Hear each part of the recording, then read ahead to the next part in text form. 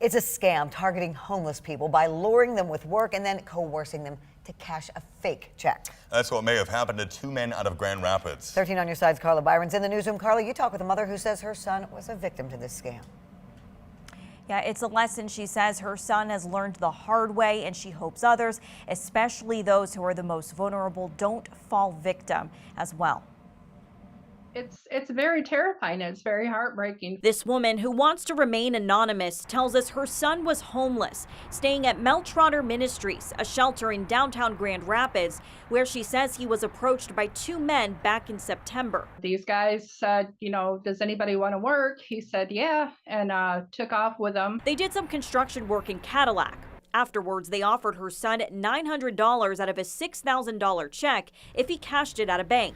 They said they couldn't because they didn't have their ID. They had pretty much threatened that if he didn't do this, that something would happen to, either myself or him, or even, any family members. After doing what he was told, he was arrested in Ottawa County and charged with uttering and publishing, a 14-year felony.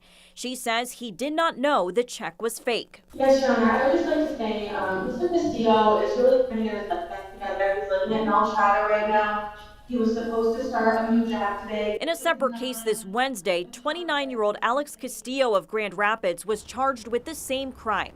Ottawa County deputies say he went to two banks trying to cash a suspicious $3,500 check. These people will sometimes target people who are down on their luck or people who are destitute and use them to cash these checks for them. Spark says they're looking into whether criminals are targeting the homeless community in what is known as a homeless labor scam.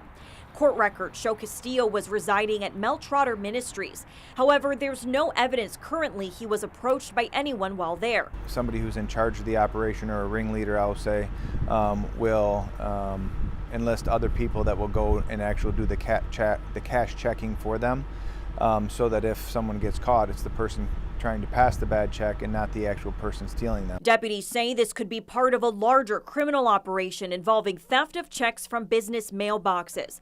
They've had over a dozen incidents going back several months. Thieves either cash or deposit the checks or wash them, which is changing the payee info or the amount the check was written for. And I think that there's probably multiple groups of people doing this, because we get reports of other county agencies I know are dealing with it as well. The mission sent us a statement saying, in part, in light of recent media reports, we have advised our guests of situations in which people experiencing homelessness are being targeted with fake check scams.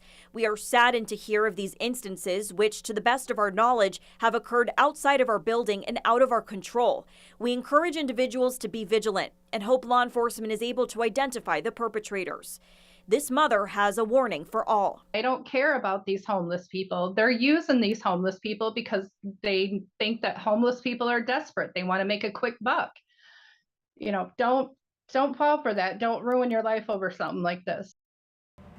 The woman's son is awaiting trial in Leelanau County and is fighting this charge. Ottawa County deputies are still early in their investigation in their case to determine how big this group is and if Castillo's has any ties to it in any way. Guys.